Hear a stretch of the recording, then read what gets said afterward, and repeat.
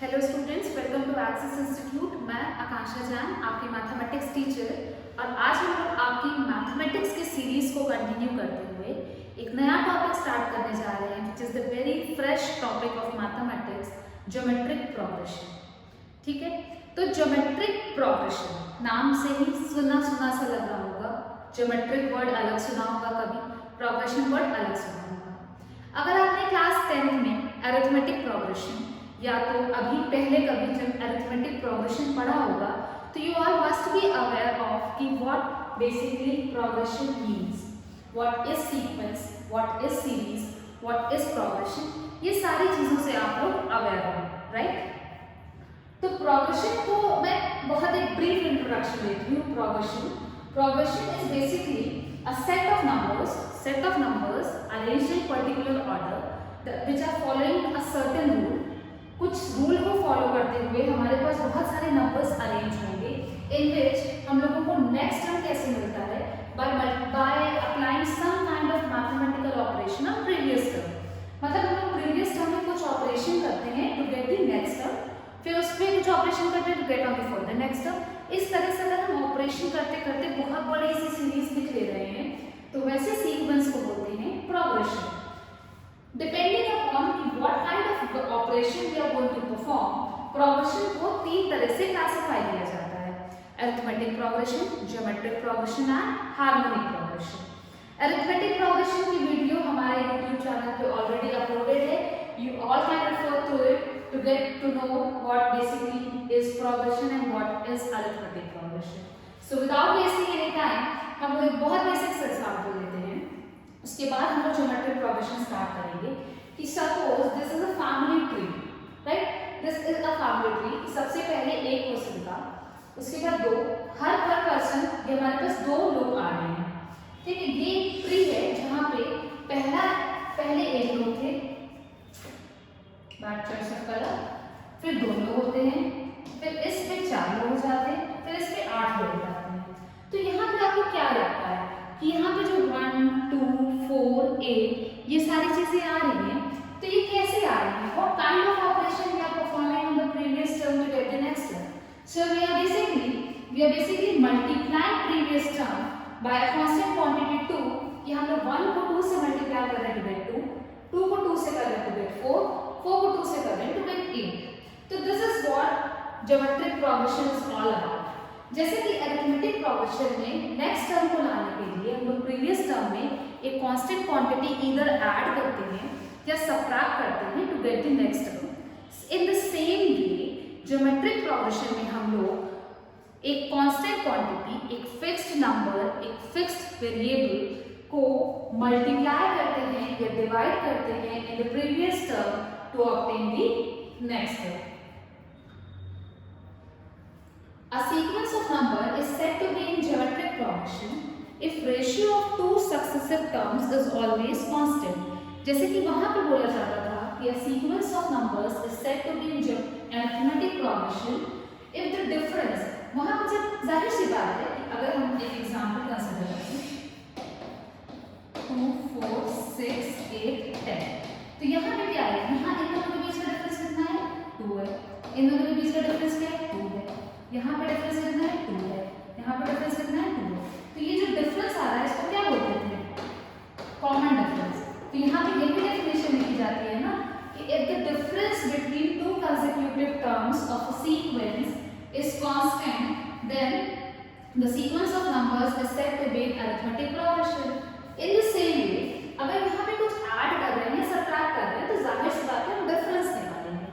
But अगर हम लोग ये एग्जाम्पल कंसिडर करें,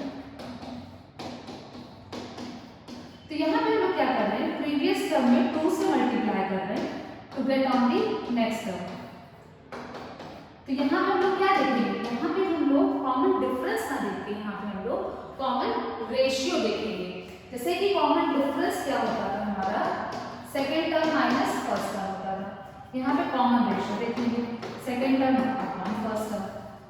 ठीक है, तो अगर हमारे पास बहुत सारे नंबर्स हैं, सीक्वेंस ऑफ नंबर्स, जिसमें कि जो रेशियो है हमारा दो सक्सेसिव टर्म्स का रेशियो अगर एक कांस्टेंट क्वांटिटी आती है, कोई भी दो सक्सेसिव टर्म उठाएं और उनका रेशियो अगर एक कांस्टेंट क्वांटिटी आती है तो उसको बोलते हैं, उस तरह की सीक्वेंस को बोलते हैं ज्योमेट्रिक प्रोग्रेशन, जीपी।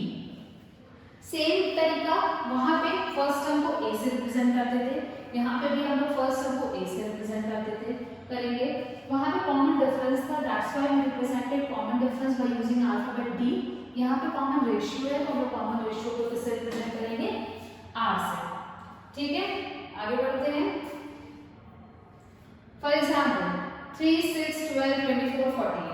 ठीक है, हमें सीक्वेंस ऑफ नंबर्स देखा, हमने देखा कि क्या यहाँ पे डिफरेंस कुछ आ रहा है, यहाँ पे डिफरेंस 3 आ रहा है, फिर 6 आ रहा है, फिर 12 आ रहा है, 24 आ रहा है, दैट मींस कि डिफरेंस कॉमन नहीं है। और अगर डिफरेंस कॉमन नहीं है तो गिवन सीक्वेंस ऑफ नंबर्स ये अरिथमेटिक प्रोग्रेशन में भी नहीं है। तो हमने क्या किया, हमने देखा कि क्या प्रीवियस टर्म में कुछ मल्टीप्लाई कर रहे हैं या कुछ डिवाइड कर रहे हैं to get on the next term. तो हाँ, हम प्रीवियस टर्म में 2 से मल्टीप्लाई करते जा रहे हैं to get on the next term. That means ये जो गिवन सीक्वेंस है हमारी, ये किसमें है हमारी, ये हमारी है ज्योमेट्रिक प्रोग्रेशन में। ये है हमारी ज्योमेट्रिक प्रोग्रेशन में, जिसमें फर्स्ट टर्म को हम लोग ए से डिनोट करेंगे और common ratio will be either T2 by T1 और T3 by T2 और T4 by T3, मतलब सक्सेसिव टर्म में से प्रीवियस टर्म का रेशियो लेना है। तो कुल मिला के in general we can conclude कि common ratio is Tn+1 upon में T। ऊपर आगे वाला successive term is a numerator और previous term is a denominator. तो यहाँ से हम लोग कॉमन रेशियो निकाल लेते हैं। अगर हमारा कॉमन रेशियो हाँ, common ratio can also be a fraction. ऐसा नहीं है कि कॉमन रेशियो हमेशा इंटीजर आएगा, कोई फ्रैक्शन भी आ सकता है, that fraction can be positive, negative, anything. ठीक है, आगे बढ़ते हैं। एक और एग्जांपल हमारे पास, जस्ट बाय चांस कि कॉमन रेशियो यहाँ पे भी 2 आएगा, तो इस एग्जांपल को देख के होपफुली आप ये कंक्लूड कर सकते हैं कि this given sequence of numbers is in geometric progression. Along with that आप ये भी बता सकते हैं कि इसका फर्स्ट टर्म क्या है एंड इसका कॉमन रेशियो क्या है। तो अगर आपसे पूछा जाए कि इसका कॉमन रेशियो, सॉरी इसका फर्स्ट टर्म क्या है, तो first term is first term, जो भी सबसे पहले लिखा है। कॉमन रेशियो की बात की जाए तो आप 4/2 भी कर सकते हैं, आप 8/4 भी कर सकते हैं, आप 16/8 भी कर सकते हैं, आप 32/16 भी कर सकते हैं, सो ऑन।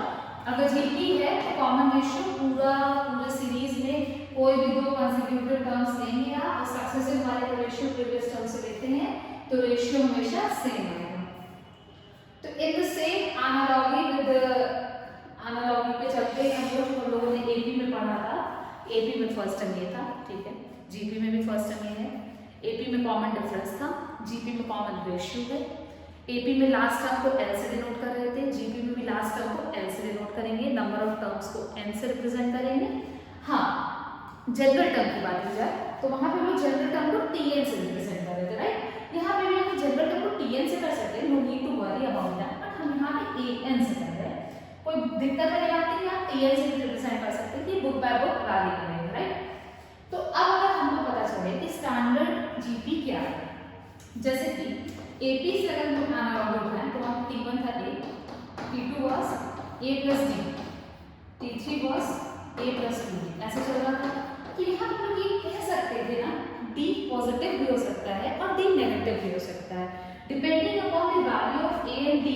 आपकी जो अरिथमेटिक प्रोग्रेशन की सीरीज होगी वो इंक्रीजिंग या डिक्रीजिंग कुछ भी हो सकती है, ठीक है। तो यहाँ पे सेम तरीके से जब हम लोग प्रीवियस टर्म में कुछ ऐड करके नेक्स्ट टर्म लेके आ रहे हैं, तो जीपी में हम लोग क्या करेंगे, हम लोग प्रीवियस टर्म में कुछ मल्टीप्लाई करेंगे to get on the next term, and that constant quantity जिससे हम लोग मल्टीप्लाई कर रहे हैं, it can be a fraction 2। It can be a fraction 2 का मतलब क्या होता है, आप डिवाइड कर रहे हैं। मतलब ये है कि जैसे वहां पे ऐड कर रहे थे और माइनस साइन के साथ अगर ऐड करते हैं तो सबट्रैक्ट हो जाता है। इन द सेम वे अगर हम यहाँ पे मल्टीप्लाई कर रहे हैं और हम लोग उसको फ्रैक्शन ले लें तो वो क्या हो जाएगा, डिवाइड हो जाएगा। तो ये हो गया आपका स्टैंडर्ड जीपी। अगर हमें देखना है तो फर्स्ट टर्म अगर हमारा ए है तो सेकंड टर्म क्या होगा, फर्स्ट टर्म में आपको कॉमन रेशियो मल्टीप्लाई करना पड़ेगा, थर्ड टर्म क्या होगा, फिर से कॉमन रेशियो मल्टीप्लाई करना पड़ेगा, A2 में करना पड़ेगा इस बार, AR3 A5 हो जाएगा आपका AR की पावर 4 एंड सो ऑन, ये चलता चला जाएगा। तो स्टैंडर्ड जीपी का जो फॉर्मेट है वो है ए R square A R cube, जैसे कि स्टैंडर्ड एपी का था A plus D A plus 2d। अब अगर यहाँ पे भी सेम चीज चलेगी कि अगर ए हमारा फर्स्ट टर्म है and r is the common ratio of the GP of the given sequence, तो वहां पे जनरल टर्म क्या होगा?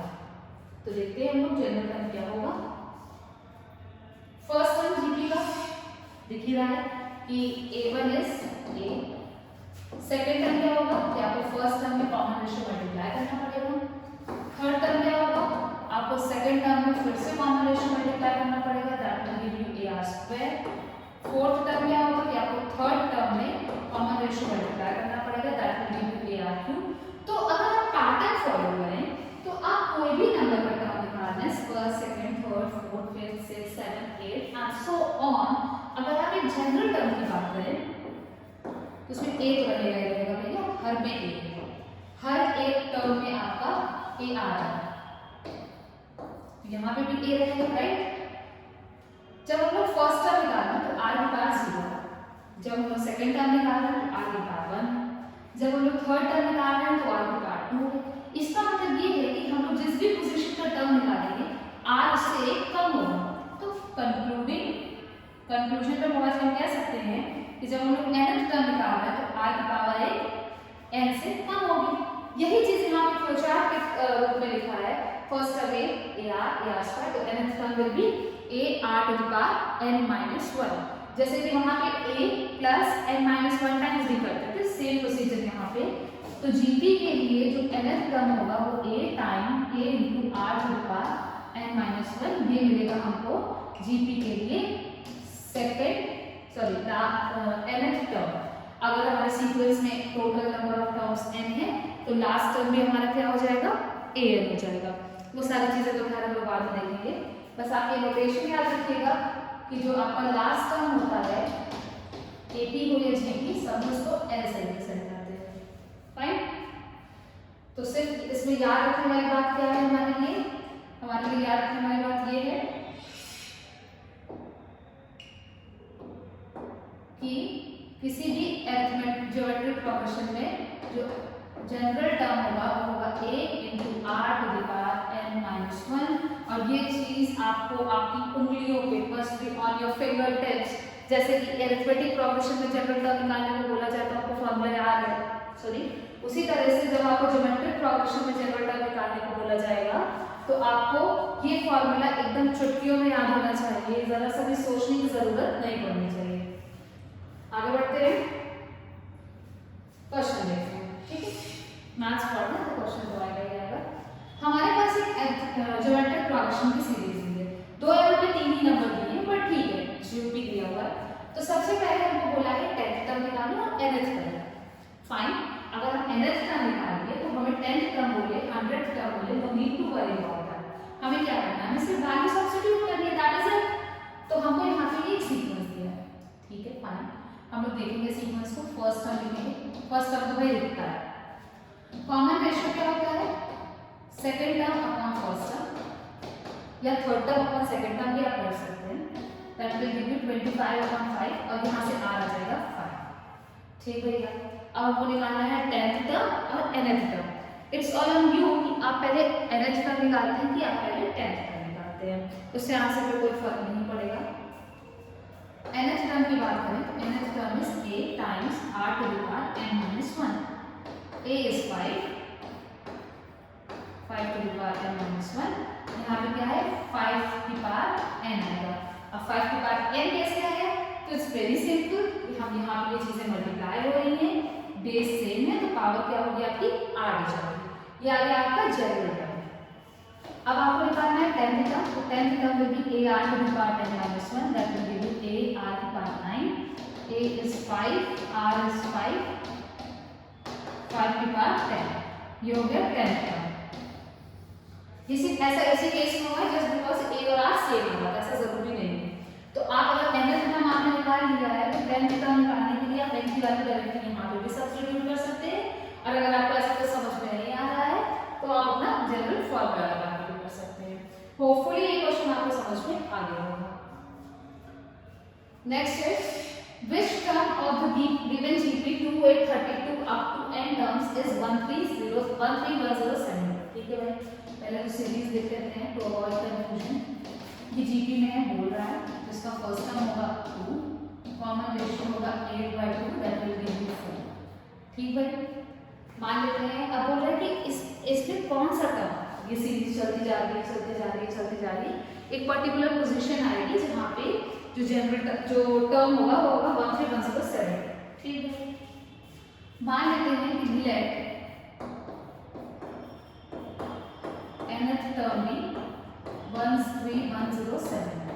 फाइन, ठीक है, जब an की वैल्यू होगी 13107, an nth term is a times r to the power n minus 1। अब ये दिया है आपको 131072 के बराबर।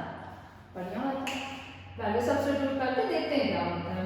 a की जगह पे 2, r की जगह पे 4। ठीक है, 4 की पावर n माइनस 1, 2 उधर जाएगा डिवाइड में, 2 6 12, 1 बचा, 2 5 10, कुछ ये आएगा 65536। अब बात आती है कि भैया 4 की पावर n माइनस 1, ये तो थोड़ा अलग सी चीज आ गया। अब हम लोग n माइनस 1 n कैसे निकालें, ये सब मतलब थोड़ा सा अलग सी इक्वेशन बनी है। जनरली आपको पावर में वेरिएबल तो नहीं मिलता है, तो जब भी ऐसा केस है, ये 4 की पावर समथिंग है, इसको अगर 4 की पावर समथिंग में कन्वर्ट कर ले तो थिंग्स विल गेट इजी। 4 की पावर समथिंग में इज कन्वर्ट करने के लिए आपको क्या करना है, आपको इसका एलसीएम लेना है, या प्राइम फैक्टराइजेशन जो मेथड होता है वो सिर्फ 4 से करना है। ठीक है, 4 1 4, 24 6 24, 4 3 12, फिर 4 से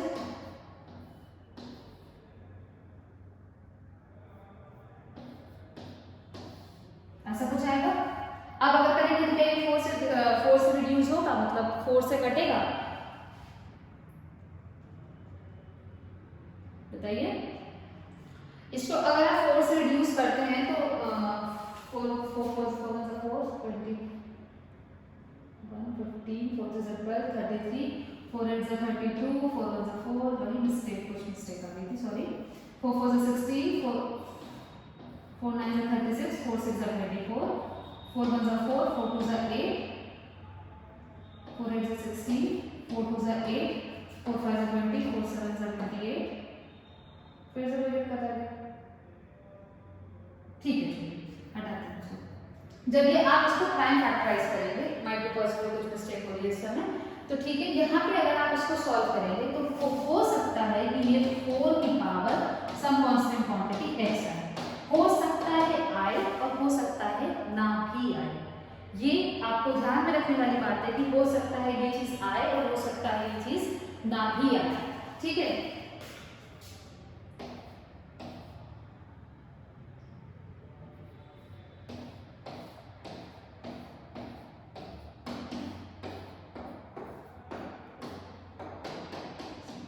4 की पावर 8 आ रहा है। अगर आपको जस्ट बिकॉज हमने 4 से इसलिए किया क्योंकि लेफ्ट साइड में 4 ही था, तो अगर 4 की पावर 8 लेते थे तो पावर कंपेयर करने में आसान हो जाएगी। 4 की पावर n - 1 = 4, 4 की power 8, comparing powers we get 4 n - n = 9। That means कि इस गिवन सीक्वेंस का जो 9th टर्म होगा वो कितना होगा आपका 13107। अब ये भी पॉसिबल हो सकता है कि जो राइट साइड में 65536 आ रहा है वो 4 से डिविजिबल ना हो। इन केस ये 4 से डिविजिबल नहीं होता है या इस नंबर को हम लोग 4 की पावर समथिंग के फॉर्म में रिप्रेजेंट नहीं कर पाते हैं, तो क्या आंसर आएगा? आंसर ये आएगा कि 131072 इस सीक्वेंस का टर्म नहीं है। क्यों? क्योंकि जब इसको हम लोग कुछ किसी और मेथड से लॉग वगैरह लेके सॉल्व करेंगे भी तो n की वैल्यू डेसिमल आ जाएगी, एंड ऐसा पॉसिबल नहीं है कि n represents number of term, position of the term, तो n should be a positive integer value. ठीक है, तो आपको यहाँ पे सिर्फ एक एक्स्ट्रा स्टेप, ये एक्स्ट्रा मेथड जो सीखा है उसको याद रखना है। For what values of x the number -2/7 x -7/2 are in GP? x की किस वैल्यू के लिए ये GP में, अगर ये GP में है तो GP में होने के लिए हमारे पास सिर्फ और सिर्फ एक कंडीशन है कि the ratio must be common ratio, simple, that is T2/T1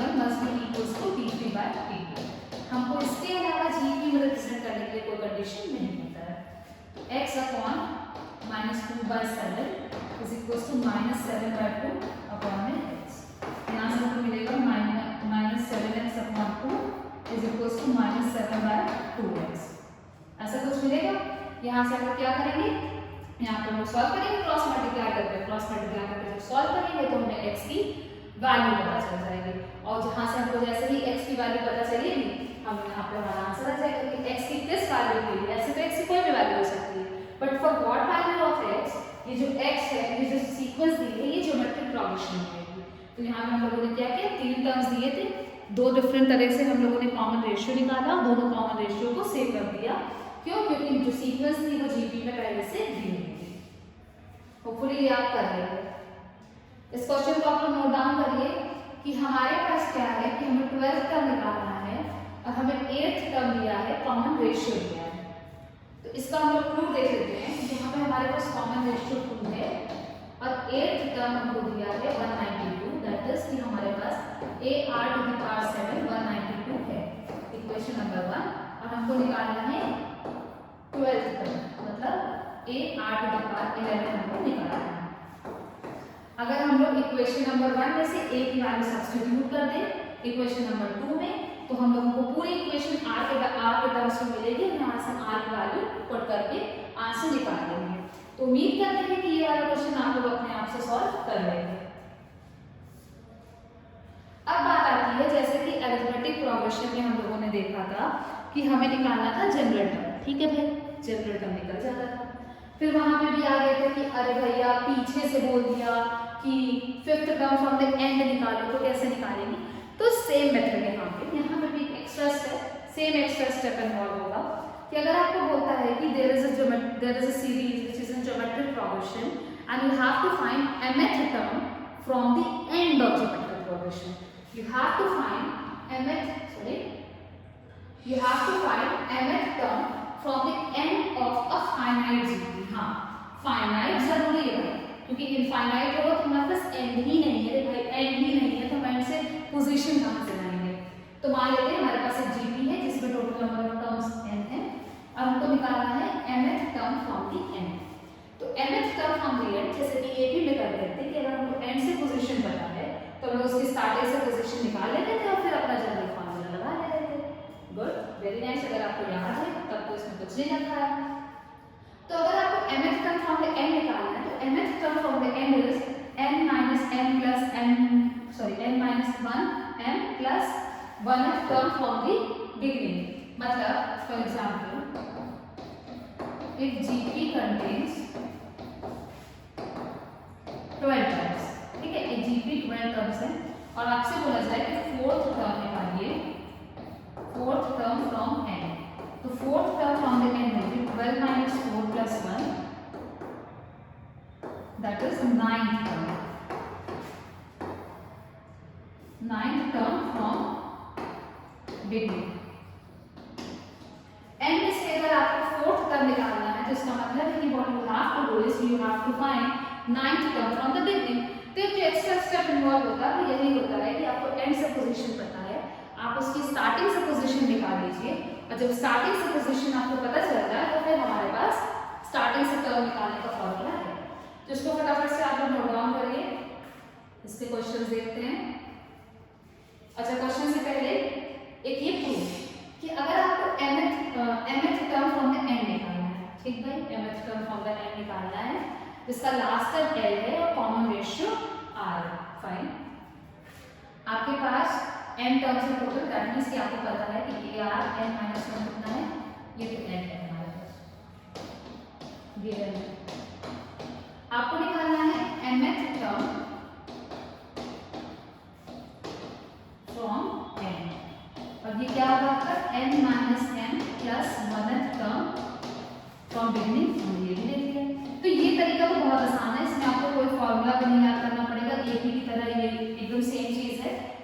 ठीक है, हमें निकालना है तो हमें इस पोजीशन का टर्म निकालना है। हमको पता है कि जनरल टर्म होता है ar⁴n-1। हमको ये पोजीशन चाहिए, मतलब हमको चाहिए an-1 ये टर्म निकालना है। ठीक है, ar⁴n - m plus 1 plus 1 minus 1 that will give you a r n minus 1। ठीक है, हमें ये निकालना था और हमको एक चीज और दिया है कि हमको ये पता है, इससे रिलेटेड चीजें हमको पता है। ठीक, यहाँ से देखते हैं हम लोग A N minus N plus 1 is equals to A are की पावर एन अपॉन में आर की पावर एन, ऐसा आएगा। ठीक, यहाँ से अगर हम लोग देखें तो हमें पता है ए आर की power N upon r is equals to n, कह सकते हैं बस वो आर की पावर माइनस 1 को नीचे लिख दिया है, तो वहाँ जो न्यूमरेटर में ए आर की पावर एन आ रहा है इसको हम लोग एल आर लिख सकते हैं, और ये आपको क्या मिलेगा एल टाइम्स आर की पावर 1 माइनस एन। इसी को थोड़ा सा मोड़ के क्या लिख दिया इन्होंने 1 अपॉन आर की power N minus N, just because 1 minus N negative आ जाएगा तो उसको थोड़ा सा सिंप्लीफाई करने के लिए इन्होंने लिख दिया वहाँ एल टाइम्स 1 अपॉन आर की पावर एन माइनस 1। ये सारी प्रॉपर्टीज तो आपको याद ही होंगी। तो अगर आपको mth term from the end निकालना है तो you have to different approaches. एक ये है कि आपको अगर एंड से पोजीशन दी है तो आप सिंपल एंड सोबर तरीका इसकी स्टार्टिंग से पोजीशन निकालिए और उसके बाद आप अपना जनरल टर्म का फॉर्मूला लगा लीजिए, दैट इज इट। और अगर आपको फॉर्मूला याद करने में मतलब याद हो जाता है, depends upon person to person, अगर आपको याद हो जाता है तो well and good. 12th term बोल रहा है डायरेक्टली फटाक से फॉर्मूला लगाएंगे एल टाइम्स, हाँ पर ये एल है, एल टाइम्स 1 अपॉन आर की पावर एन माइनस 1। इस प्रूफ को अगर आपको नोट डाउन करना है तो आप नोट डाउन कर लीजिए, फिर हम लोग आगे बढ़ते हैं। ठीक, इसको मैं थोड़ा सा क्लियरली लिख देती हूँ। mth term from the end is l times 1 upon are की पावर एन माइनस 1, और ये है क्या आपका mth term from the end. mth term from the end will be L times 1 upon r की पावर n minus 1। यहाँ पे आपको सिर्फ और सिर्फ लास्ट टर्म पता होना चाहिए, टोटल सीरीज में कितने टर्म्स हैं उससे हमें कोई मतलब नहीं है। क्वेश्चन देखते हैं कि we have to find fourth term from the end of G। ठीक, हमारे पास दो तरीके हैं। पहला तरीका ये है कि हमको फर्स्ट टर्म दिया है 3, कॉमन रेशियो आपको अब निकाल ही सकते हैं 2 है, और लास्ट टर्म हमारे पास 3072, और हमको दिया है फोर्थ टर्म निकालना है तो n की वैल्यू में 4 दी है। ठीक है, fourth term from the n निकाल लो, l टाइम्स 1 अपॉन r की power n minus 1 that will give you 3072 1 upon 2 की power 4 minus 1 3 that is 3072 upon में 8 डिवाइड कर लिए हमको fourth term from the end मिल जाएगा। वेल एंड गुड, पर ये फॉर्मूला तब तक वेल एंड गुड रहेगा जब तक आपको फॉर्मूला याद रहेगा। एग्जाम देने गए फॉर्मूला भूल गए, अब क्या करेंगे भाई? अब तो हमें एपी का ही थोड़ा सा फॉर्मूला याद है कि mth term from the end is mth term from end is equals to n minus m plus 1th term from the beginning. बस आपको इतनी सी चीज याद है। अब इतना तो भाई याद करना पड़ेगा, ऐसा नहीं करें ना ये भी भूल गए तो ये भी भूल गए तो फिर तो क्वेश्चन छोड़ने के अलावा कोई ऑप्शन नहीं है। तो इसके लिए तो भाई हमें बताना चाहिए कि टोटल सीक्वेंस में कितने टर्म्स हैं। ठीक है, देखते हैं। मान लीजिए ना इसका है 3072 इज इक्वल्स टू a क्या है 3, r का है 2 की पावर n माइनस 1,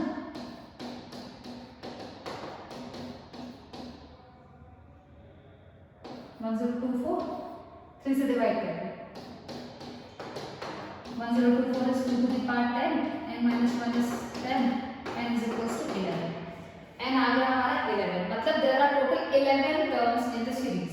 आपको निकालना है फोर्थ टर्म, है ना, आपको निकालना है फोर्थ टर्म। तो fourth term will B 11 minus 4 plus 1 that will give you 7 plus 1 8th term from the beginning, 8th term from the start।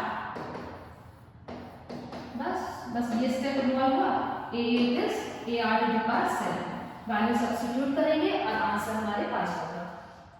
तो भाई ये तो स्टूडेंट बाय स्टूडेंट डिपेंड करता है, सिचुएशन पे डिपेंड करता है कि आप एग्जाम में कितने अंडर प्रेशर हैं। उसके बेसिस पे आप लोग ये फॉर्मूला भी अप्लाई कर सकते हैं, ये तरीका भी अप्लाई कर सकते हैं, राइट। आगे बढ़ते हैं। इस क्वेश्चन को आप फटाफट से नोट डाउन कर लीजिए सो दैट जैसे ही लेक्चर खत्म हो आप इस क्वेश्चन को कंप्लीट कर लीजिएगा, राइट। अब बात आती है कि सिलेक्शन ऑफ टर्म्स।